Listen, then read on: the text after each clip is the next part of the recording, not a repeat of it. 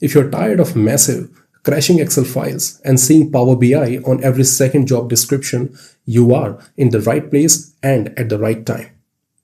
I'm Deepanshu. I spent last 19 years in the data trenches at organizations like Microsoft, AWS, and Accenture. Having implemented numerous Power BI implementations, I can tell you, this isn't just a tool, it's a gold standard for data visualization.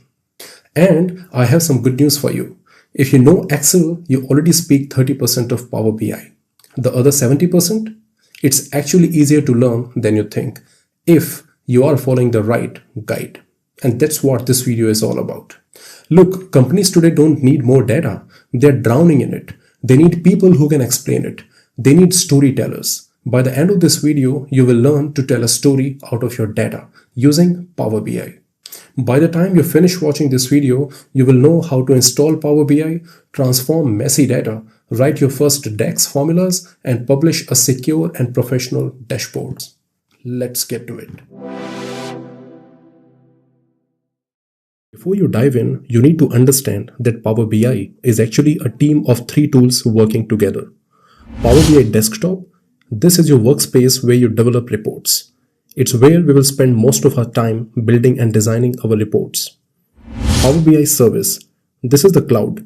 Once your report is ready, you publish it here so you can share it and create those high-level dashboards for your team and share. Power BI Mobile, this is for on the go. It's how your boss, your clients can check your beautiful reports right from their mobile phones. We are going to touch all 3 in this tutorial, but the magic starts in the desktop version. Now there are 2 ways to get this. You can either download it from Power BI website, which is shown here, but my recommendation is that you get it from Microsoft Store. This way, any future updates are automatically applied in the background, so you have one less thing to worry about. So go to Windows Store, look for Power BI Desktop,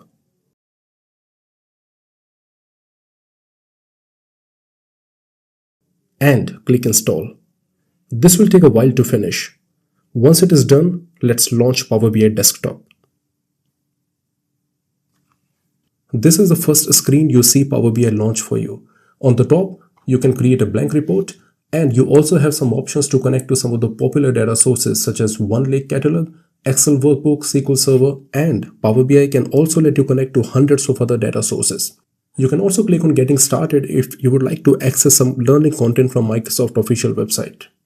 And now I'm going to click on Blank Report so that it opens up Power BI Desktop and we start getting familiar with the Power BI graphical user interface so it is easier for us to work. So welcome to Power BI Desktop. First time learning here? Don't let the buttons intimidate you. Think of the Power BI interface like a well-organized kitchen. There are only 4 areas you actually need to know to get cooking. Number 1 is the ribbon. Just like Excel or Word, this is your toolbox for getting data, adding visuals, and transforming your numbers. However, you can also add visuals from the pane that you see on the right hand side, which is called Visualization pane. On the left hand side, you see 3 main views here: Report View, Table View, and Model View.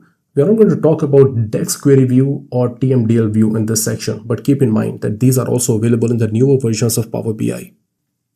And then this big white space in the middle, that's your stage. This is where your data comes to life. As we proceed with this training, we are going to connect to multiple data sources and then we will marry them with different types of visualizations to create an attractive report. So stay tuned. Now, before we pull the trigger and import our data, let's look at the mission. The data we are using today comes from a company called Van Ardel. They manufacture premium retail products, stuff used for both work and play. We aren't just making charts today.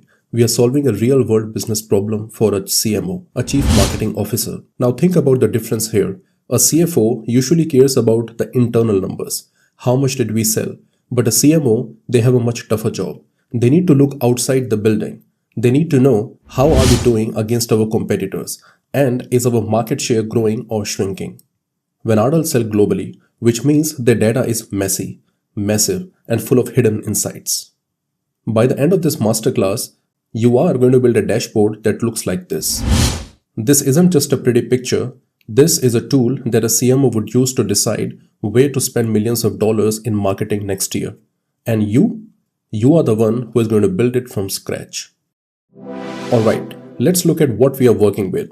Our CMO needs the big picture, which means we have to combine two different worlds. For this analysis, we have 7 years of sales data by day, product, and zip code for each manufacturer. First, we have our US sales data, but because when Ardell is a global player, we also have a separate file for international sales. To get a true global view, we are going to have to bring these two together. In total, there are 7 countries that we are analyzing. But sales numbers alone don't tell the whole story. We also have an Excel file called BI_dimensions. Think of this as our master dictionary. It holds all the details about our products, manufacturers, and geography. This is what allows us to slice and dice the data, like seeing exactly how many high-end headphones we sold in London versus New York. Now, a quick word of warning. As you can see, this data is, let's just say, real world. It's a bit disorganized and it's definitely not ready for a presentation yet. But don't worry, that's exactly why we use Power BI. Notice the first sheet has product information. The sheet has a header and product data is in a named table. Also notice the category column has a bunch of empty cells. Manufacturer sheet has data laid out across the sheet with no column headers, and it has a couple of blank rows and a note in row 7.